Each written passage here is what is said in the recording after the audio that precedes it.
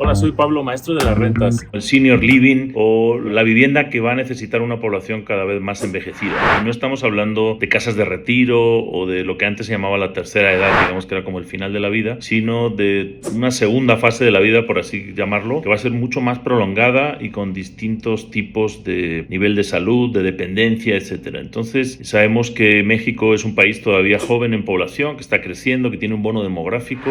El mayor grupo poblacional en el censo de 2020 fue aquellos que tienen entre 15 y 20 años, pero claro, eso fue en el 2020, ya han pasado 4 años, esas personas tienen ahora entre 20 y 24, y ese es el grupo más grande de la historia de la población en México, porque ya los que vienen detrás son más pequeños. Entonces, la pirámide de población de México ha sido por décadas la típica pirámide de un país en desarrollo, con la base muy ancha y la parte de arriba muy estrecha, mientras que en los países Europa, en Estados Unidos, Canadá, Japón y otras sociedades mucho más envejecidas, la pirámide es invertida, más gruesa arriba que la base. Entonces, esto es por, obviamente, la caída en los niveles de fertilidad, la restricción a la inmigración, la esperanza de vida que se ha ido prolongando. Cada año, básicamente, ganamos como medio año en la esperanza de vida. En México teníamos alrededor de 75 años de esperanza de vida en el año 2019. Actualmente es un poquito más alto, vamos a llegar pronto a 77, pero hace apenas 3-4 décadas era como de 66. Entonces se han añadido 10 años, más de 10 años de esperanza de vida en unas décadas. Entonces, la población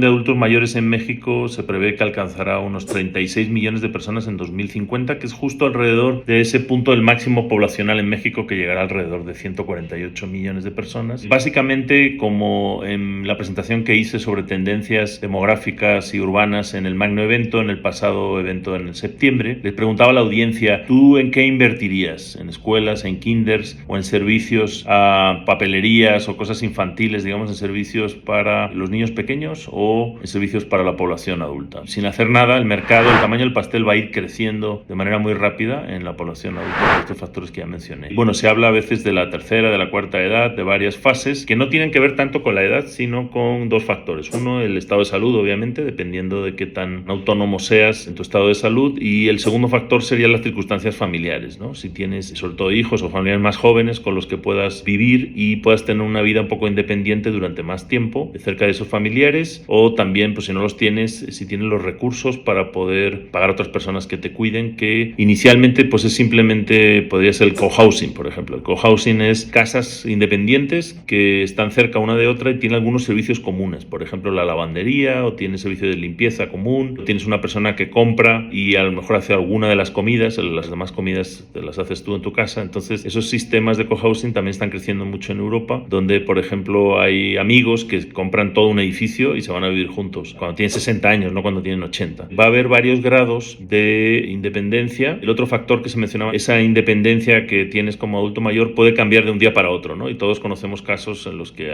una persona mayor se cae, se rompe una cadera y ya no puede subir escalones, ¿no? Y si no se puede poner un elevador en su casa, se tiene que mudar de un día para otro. O se muere un familiar, o se queda una persona viuda y ya no puede vivir sola. Entonces, tiene que haber una gama de viviendas y de servicios en torno a esas viviendas, y también de espacios donde se puedan hacer otras cosas, no solamente vivir, sino entretenerse y actividades. Y bueno, pues esto abre un mercado enorme también para retirados de Estados Unidos, de Canadá, en México, que ven no solo el clima, sino una calidad de vida asequible. Los sistemas de pensiones cada vez también están peor financiados en todos los países, y bueno, esa relación de dependencia entre el número de personas trabajando por cada jubilado cada vez se va reduciendo, y en España, por ejemplo, ya pronto, en unos años, llegaremos a 1.5 personas trabajando por cada jubilado, con lo cual es prácticamente inviable el sistema de pensiones. Entonces, bueno, mis reflexiones son: por un lado, estás pensando en tu retiro, estás invirtiendo en un patrimonio que te genere esas rentas pasivas para que no tengas que depender de tus hijos o del gobierno. Eso por un lado. Y por otro, como inversionista, estás viendo estas oportunidades de alta demanda, en algunos casos de población con bastante poder adquisitivo y con mucho tiempo para consumir, no solamente pagar una renta, sino consumir una serie de servicios de entretenimiento alrededor, lleguen a unos ROIs de retorno a inversión del 25, del 30%, mucho mayor de lo que da la renta tradicional o incluso la renta vacacional. Pues muy interesantes estas tendencias, y es un tema en el que volveremos, al que también incursionaremos. De hecho, tenemos por ahí algún proyecto en negociación que va orientado a estos mercados patriados jubilados.